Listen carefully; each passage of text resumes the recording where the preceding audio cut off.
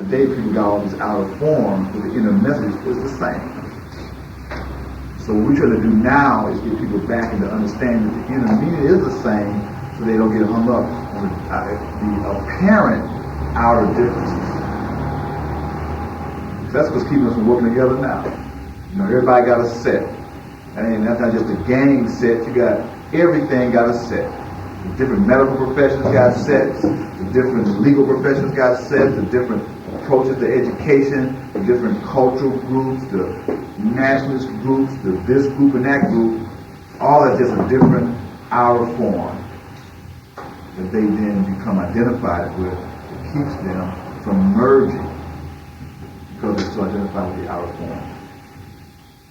So the work is to try to take people beyond that to a deeper level so they can see the universal. And really, until we come to that, all this stuff is just going to intensify. People are still trying to preserve the outer differences, thinking that that's reality.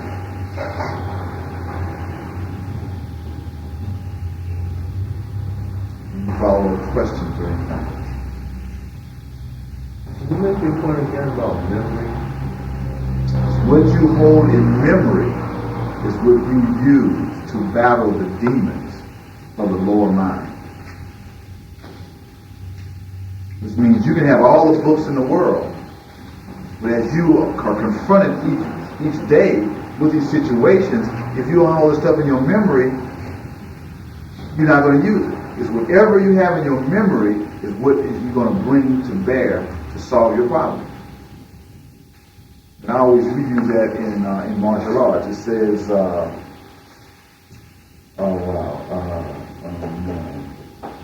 I'm blanking out on it. It's dealing with, sincerity and practice. We have a set of principles in martial arts. One is sincerity and practice. If one does not practice regularly, do not face the enemy. Because if you don't practice regularly, it's not going to become automatic. Which means when you go in battle, you're not going to be able to defend yourself. Because you'll be trying to well, what was that? Too late. It's got to be response, natural response. So that's like your memory. That's why we do the punches over and over again, because what it does is it buries that in your memory to where it becomes memorized. Your physical body actually memorizes it. And then by practicing it, when something comes that way, the memory just automatically does it without you don't have to think about it. That's why the virtues, you have to keep practicing them to become internalized. When you don't have to think about it, they will become self-adjusting. When you confront situations, the virtue or principle itself will adjust you. You won't even have to adjust yourself. It's just like when you get in your car, and a lot of times you can drive, only think about where you're going. Because you become so accustomed to doing it, you're not even conscious that you're making turns and stuff, you know, because they become automatic. That's the same way with the knowledge. But it's sincerity and practice. If one does not practice regularly, do not face the enemy. And the enemy is the lower self. Let's talk about dreams. What do they mean? Dreams? Yeah. Where they come from. Let's go back into a dialectical thinking. So you say dreams. Where do dreams come from? Right. So we gave out probably 2 or 3 handouts. We gave the handout on outline of analytical psychology. Talked about dreams and the unconscious mind and where they come from. We also had a piece on psychosynthesis that talked about the different layers of the mind, the personal unconscious, the middle unconscious, the collective unconscious, and what types of energies, images, and things come from those different layers. And then the dreams come from both the personal and the collective unconscious. So then what does the personal and the collective unconscious hold? So the collective unconscious holds the memory of the whole evolutionary process. And then also understanding the dream process relative, probably bring us some information, probably give a series on melanin. It'd be a very good series to do. Just in terms of what is melanin, where is it located, what role does it play, both in terms of the physical body and the psyche and all that would be a very good. Magnetic field you're talking about. Right, all that. And then that would give you further insight in terms of, because melanin is what? Melanin is created in the day and released at night. And serotonin is created in the night and released at day. So at night, you dream at night. So the release of the melanin is a chemical vehicle through which the doorway between the conscious and the unconscious mind. It creates a doorway between the conscious and unconscious mind. And within the unconscious mind is where the archetype of the divine principles lie. It's also the realm of the universal. So that means that the images of dreams is actually information coming from the universal. It can become from the personal part or the collective part, depending upon the images and what they mean to you.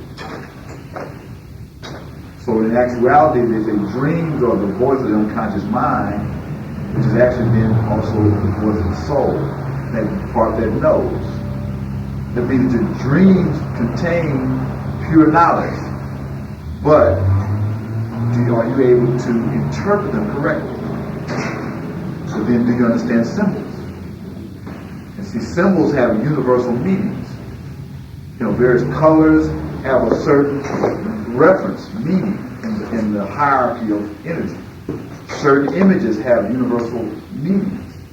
So you need to study, and that would be another course we could do in terms of symbols and esoteric interpretation of symbols. There are a number of books.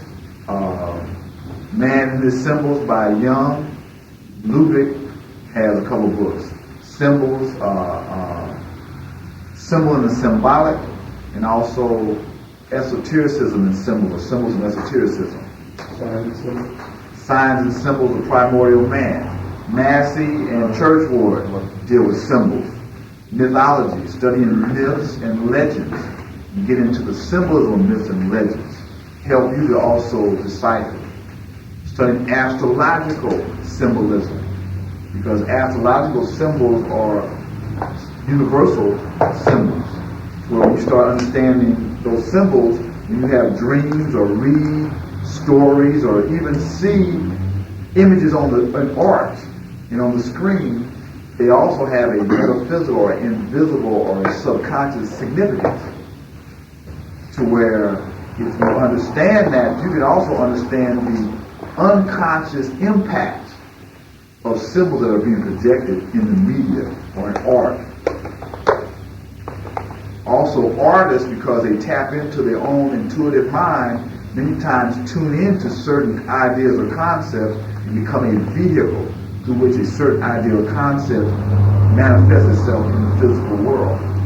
They may not be conscious of the greater meaning of what they brought into manifestation, into physical form. Because a lot of them are not trained in understanding the deeper significance of the symbolism. Like even Michael Jackson. Michael Jackson is tuned in to other dimensions. And so the things he brings down has higher meaning many times into what he thinks it means. There are numerous artists, because of the realm or the dimension that they work in, they bring down relevant images of their day, but they don't understand the greater significance of the images that are brought down. And because the masses look at things in a physical, literal interpretation, those images become misinterpreted. Because the spiritual priesthood have not been properly raised and initiated to really voice the true meaning of the symbolism. And the same thing is true in your individual life. Because we have been properly initiated to misinterpret the symbols that come to our mind. Symbolism is critical. The more you start understanding symbolism, the more you can start deciphering the invisible.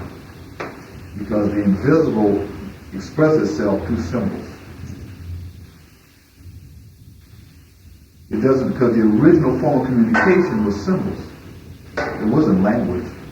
Language is the evolution of symbols into verbal constructions that have then been limited based upon cultural orientation. Now we form these words and make them fit our cultural reference, where originally we reflected what was actually going on, because it was us in nature. Now we're so separated from nature by all these constructed forms. This building is constructed not based upon a divine orientation. It's based upon what might have been the cheapest material and, most economical way to make this thing, which is a capitalist consideration, which is a materialistic consideration. So now we are reacting off of that reference point. It's becoming like the, shade or the lens that is coloring how we reflect our inner experience. But I was fascinated with utterance, and that a couple of times you said different aspects of it. One of them was that sometimes people have this innate, I don't know why they would do it, but I guess the point that you were making is that people sometimes say things negatively, and it comes true because of the word. You were talking about the word becomes energy follows thought. Right. So now I was just thinking that a lot of us use that technique, and I guess that we don't realize that we're actually creating that environment, that the whole thing around us every day. That's right. I don't like my job. Right. So you don't dislike I'm it? sick of this stuff. You're getting on my last nerve. I'm sick to my stomach. I can't stand this. I can't stand you. I can't stand. So you start to create that energy, and then you attract to yourself that response. Now can you, by a person who's uttering this, put it onto someone else, such as a young child, like, you're no good? It's what you hold in memory. It's how you fight the Lord's nature and reflect the higher. And it's the subconscious debris that creates heaven or hell. Really, debris creates the hell. See, because your psychic energy is a function of your subconscious mind. Because see, everything you say consciously, if it doesn't match your subconscious, then your subconscious alters it. So you can say, oh, I believe all these things, but subconsciously you don't. It's what you hold in your subconscious mind is what's really projected into the universe. Somebody say, oh, I just like black people. In reality, I can't stand them. In reality, although they may not constantly think this, because they were raised a certain way, they take certain things that they may say is liberal, in actuality is very racist. Because their conscious mind has been so conditioned that they believe it consciously, but what they're really doing, the tongue, action, is counter to that.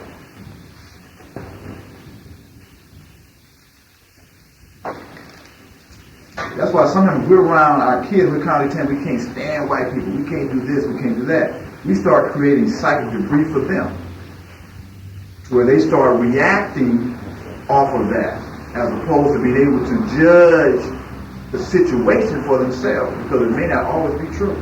It's like all black folks ain't righteous.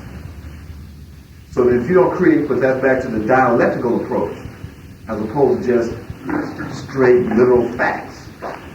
But again, if we're not conscious of this, we just, we make all kinds of statements, not recognizing that we're implanting those ideas in the minds of not only ourselves, but those, especially the young ones that are around us.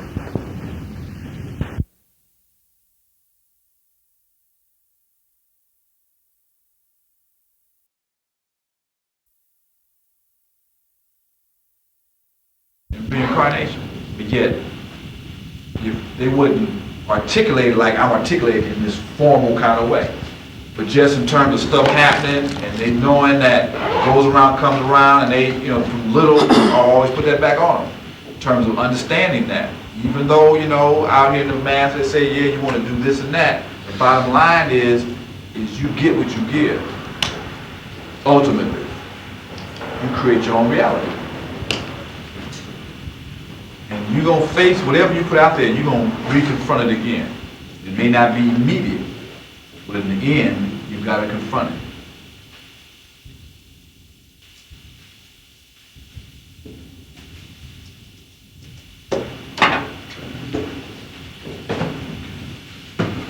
So, I guess you're going to have another series?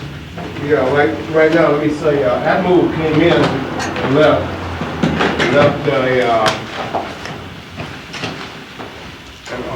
organizational information about the next 2 or 3 lectures, the origin and evolution of religion, and to be presented here, and this is the outline for it.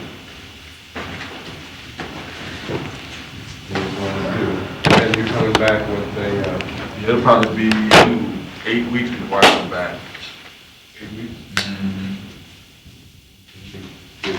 But I'm saying, based upon the responses that I get to a lot of these questions, y'all got a lot of information that you really need to seriously digest.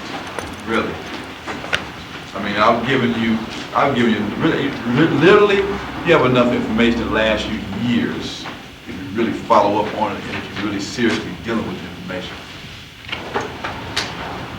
Dadisi, I'm going to ask you a question. I guess because in the beginning I felt kind of, my own self, I felt kind of like, not to say guilty, but I felt like I wasn't really doing what I should have been doing. I guess I could have been coming more often, but even on Sunday I was passing out some handouts, maybe to get people more involved in doing some homework.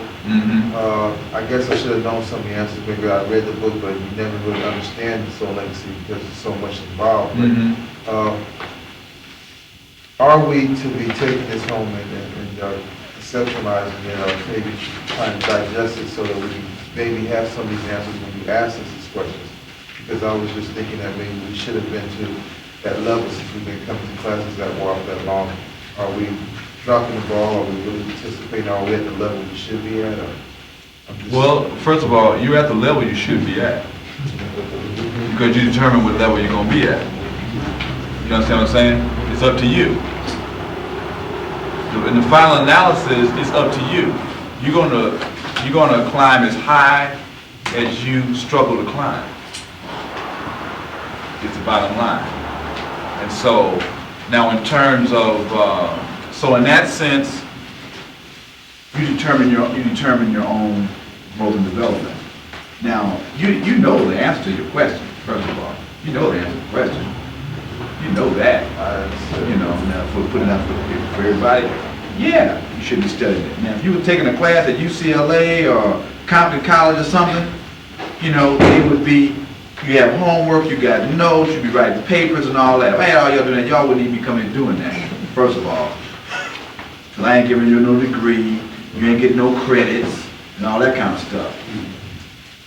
You know, you ain't paying the kind of money you're paying over there too. But man, I don't even think the money you pay is you go in there trying to get some kind of degree, some kind of credit that you think you can articulate into either some physical reality in terms of jobs and money, career type thing. Here we're talking about spiritual.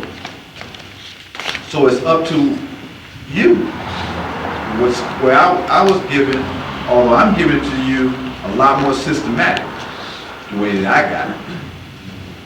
The way I got it just thrown out there, and it wasn't no systematic thing. It was like, you had to just keep working on it, you know, with the idea that if you be consistent over a long period of time, you're gonna come to understand it. And if you wasn't dedicated to struggle with it over a long period of time, you wasn't ready yet for it.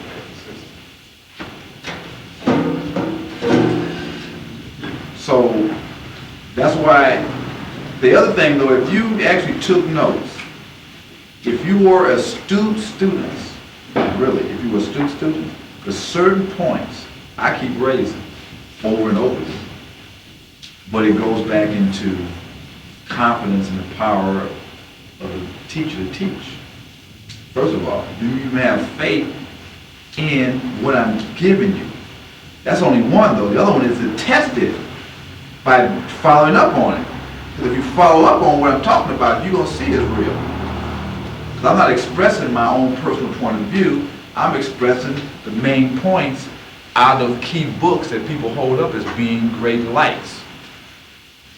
And so if people are going around holding up these books as being these great lights, then how come you ain't really focusing in on what these great books is really saying? That's what got me started anyway. I talked about the whole thing about magic and how everybody said that they read Stolen Legacy, people have been teaching class about Stolen Legacy, etc., and none of them, none, knew the answer, let alone the definition, and let alone what the definition meant in their personal life. So that's, so yeah, but I enjoy it because it reinforces the information for me, to keep going over it. Okay. And to me, it's like when in martial arts, I'm a martial artist, so in martial arts, we have to always do our basics over and over again, always. You never stop doing reverse punches. You never just stop doing single front kicks, single side kicks, single just practicing your blocks. You always did that as the intro into your more advanced stuff. And the more you did it, the more automatic it became, and the deeper understanding you got. But it's critical. I'm saying it's the key to liberation. It tells you about liberation, but we say liberation, but yet we're not memorized. Remember they talked about the 42 books of Hermes? And the different orders had memorized the books of their section. Had memorized the books of their section. So the thing be telling us what we're supposed to be doing.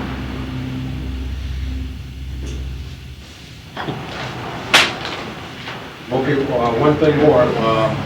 Before Dadisi's series came on, we have 5 basic books for the class. Okay, and these are 5 basic books. The one that's missing is Miseducation of the Negro.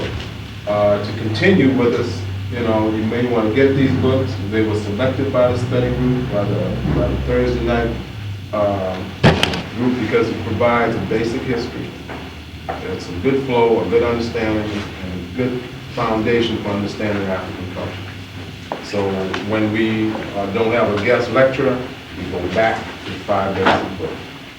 So you might want to write these down, you might want to buy them, you might want to read them and study them. It really ain't a might. You need to. Really, serious business. But where I'm at now is if we're going to be serious, we got to be serious. Otherwise, say we ain't serious and understand that you're not serious. So then your behavior and your what I want to say, I want not to say your actions, but your character, your achievements will also not be serious. And so when we run around talking about why we still in this condition, why black people this and that, it's because we ain't really serious. And it's okay as long as we ain't running around saying we serious and wondering why things ain't happening. It's okay if you're a knucklehead if you say you recognize that's who you're going to be. That's your decision. But don't be saying you want to be free. Don't be saying you're tired of oppression. Don't be saying you want to be liberated and then don't want to do the work. That's what the jive thing is.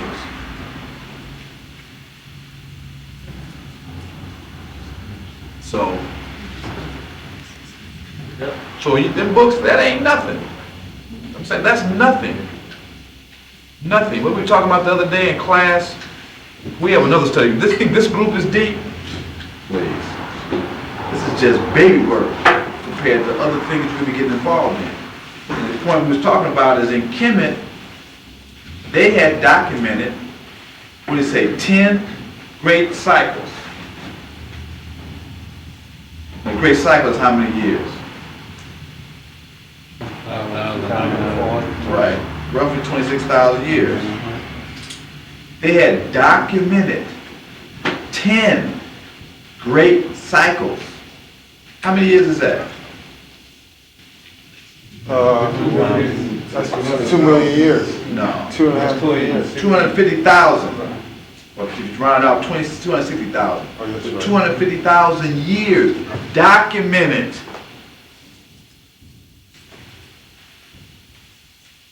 It's in the ancient library. They can take you in there and show you. But then for you to go in there and have first of all, for you to be able to be taken in there, it already had to achieve a certain level of accomplishment in terms of the mysteries. Where you even had the right to go in there and witness that. But the point is, the amount of knowledge that had been accumulated and documented. That's why we came up with that saying about these 4 books. The 4 books ain't nothing. That's supposed to be baby work. Really, baby work. That should be like if we had our initiatory, you couldn't even come to these classes unless you read them books first and knew the information in there. Then you can start getting into this.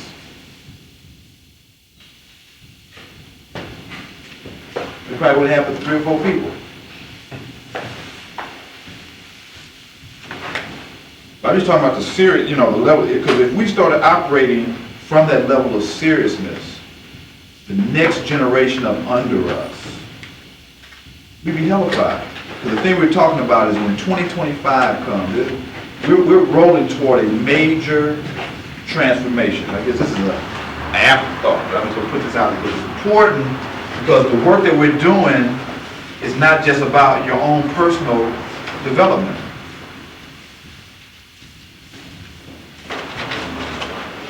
And basically, that's why the next series of classes are going to deal with cycles and civilization. To really understand as above, so below. Macrocosm, microcosm. But the piece is this. Pluto deals with a generation. Roughly anywhere between 14 and 20 years, it goes through a sign. Right? And a sign represents a attitude and a need. And a planet represents a function, an urge, psychological function or urge. So Pluto deals with change and transformation. It's the urge for change, transformation. Also universal welfare. It creates a major group energy that then is conditioned by the particular sign that is in, which represents a particular attitude or a particular need that is seeking to be fulfilled. So Pluto, as I think it was January, went into Sagittarius. Keyword is IC. Deals with philosophy, law, religion. Expanded social horizons. It then retrograded back into Scorpio. When was that? I think it was, I believe April. I got to check that. And then it's going to come back out, back into Sagittarius in October. And it's going to be in here, October 95, all the way until it goes into Capricorn in 2010. Then, with Capricorn is IU, is ruled by Saturn. Saturn deals with restriction, confinement, limitation, the state. And then it's going to go into Aquarius in 2025. So we roughly talk about 1995 to 2025, which is what, 30 years. Now people come to, now in the cycle you have 0 to 28, 28 to 56, and 56 to 84. And so really things don't become grown until after 28. So what we're saying is the kids that are being born now are going to come of age in 2025. That means we were talking about the subconscious mind and the conditioning. That means the parents of those that are going to come of age in 2025 and be the main frontline force. The troops are being born now. Now the issue is what kind of consciousness is being developed in a significant group, so that when this, because see what's going to happen in this is that this energy, Pluto, see before Pluto was in Scorpio from 1994, right, 1984 to 1995. And Scorpio represents sex, death, regeneration. It also represents hidden secrets, underground movement, things that are below the surface. It also represents gangs and coercion and secret societies. Now, as above, so below. What is happening, what we're going to start seeing, and you saw a little glimpse of it in January, kind of withdrew back in October, is going to come really to a head. It's Sagittarius, so when things come to the surface, things become visible, seen, promoted, advocated. Also, Sagittarius, there was self-righteousness, because people believe they're right. So just follow this scenario, that what's been going down there, we went back historically and started really plotting this stuff out in terms of major things, what was it, the heaviest thing in 84 up to now? It's been sex and death. And now they're combined together, sex and death have been united in all these AIDS and diseases. Sex, drugs, and violence. Right. Now, also, what's coming to light? All these militias and other radical groups, they ain't just formed. They've been organized and forming all along. But what's happening is a public environment of self-righteousness is becoming dominant. That then is providing for them to become visible and accepted. Because really the Republicans have been doing all kind of underground coercive things to set the platform to allow this kind of stuff to happen. But it just hasn't been visible. But it's going to become visible. Religious fundamentals. So Sagittarius is religion, philosophy, and law. We're going to see major changes in religion, philosophy, and law. What's happening already? We're talking about changing aspects of the Constitution, which is the law of the land, based upon a more fundamental philosophy and religious orientation. The religious right have organized themselves and now moving to change these laws. What's going to happen is you're going to start having a more heavy self-righteousness is going to start to materialize. And those that don't agree or don't match with that fundamental philosophy are going to start being identified. And then when it hits Capricorn in 2010, about 15 years, restriction, limitation, the state, fascism. That's going to become dominant for another 15 years. And then it's going to precipitate Aquarius revolution. Now, the seeds of the revolution are already happening down here. Because the cycle is already moving. Because, see, Aquarius is the opposite. Every sign has an opposite. Aquarius is opposite to Leo. My generation is Pluto and Leo. Who's the 60th generation. And so we start to dramatize what's going to come to head in 2025. The opposite of what we was doing then. But the opposite means the other side of it, where we just kind of had a little dramatical thing happen for a few years.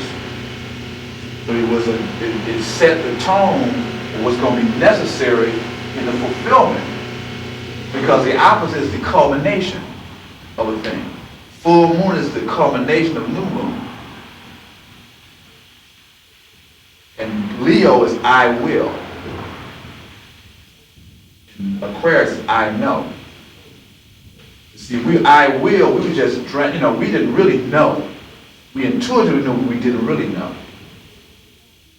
So also, we can do some of that stuff we're going to get in terms of psycho-civilization to really understand where we are in time and space, and what time it really is, what determines what we're supposed to be doing.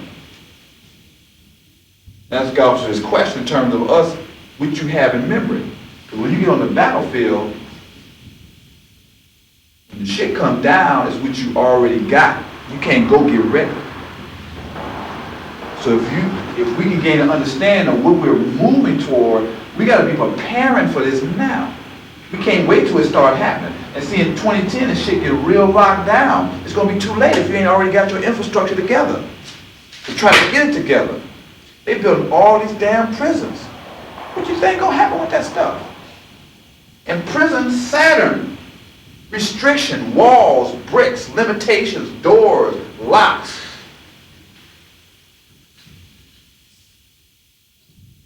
It's coming. But Saturn is also organization, discipline, management, plans.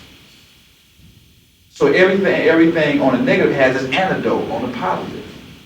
So one thing we're going to do is look at what's the positive attributes and what's the negative attributes. Because as you start seeing these attributes express themselves, that's the tongue, right? That's the utterance. It's the speaking is the expression. That's the tongue. But then that will be a reflection of the perception. So you can gauge, you'll have a scale that you can gauge what's going down. And then create an antidote to what's happening. I mean, again, if you're aware, perception of these things. This is the next level. But see, this thing, if you have this knowledge, but you have a unscrupulous mind, which means if you ain't internalized some of these virtues, and you start getting this kind of knowledge, you can do all kinds of stuff. For personal gain, or because you'll even create a religious group that use certain symbols, and you know certain things are going to happen, and you can predict certain events that then would mesmerize people's minds to make think you some divine something, or whatever, and then you can manipulate them. That's why they didn't give the knowledge out, because you can do that. Or you can go out and engage in certain activities which is going to be a major theme, and people are going to be like attracted to that kind of stuff. And you can make money. All kinds of stuff. If you're ignorant, because you also know that if you do that, eventually, on the negative, it's going to come back to you. But if your mind is conditioned to not really think like that, then you'll use it for its negativity, because the lower nature is going to be getting power, and you can, money, material things, pleasure, cars, homes, all that kind of crap, which is satisfying your lower self. So then you can hey, this is all good, whatever. So what I'm just saying is, though, when we've raised the issue about the books, this is baby stuff compared to what we need to be getting involved in if we're really going to meet the challenge of the time. Time of revolution. Yeah, age of Aquarius, age of revolution. But you're talking about 2,160 years of revolution. It's not just going to be physical revolution, it's going to be physical stuff too, because just look how conditioned people are. Revolutions just change, right? Right.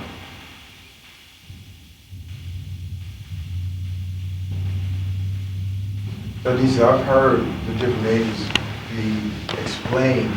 A lot of times when they're explained, they're dealing with the past ages. Mm-hmm. A lot of times no one really addresses Aquarius.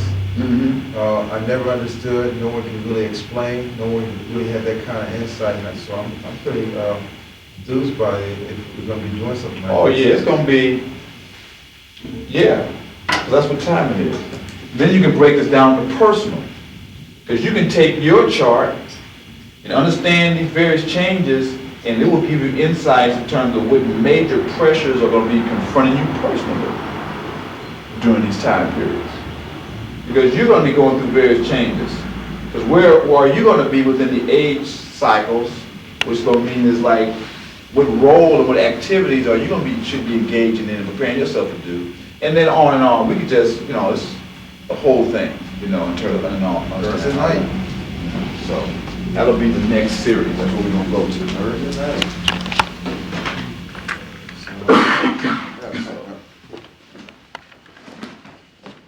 Get a quick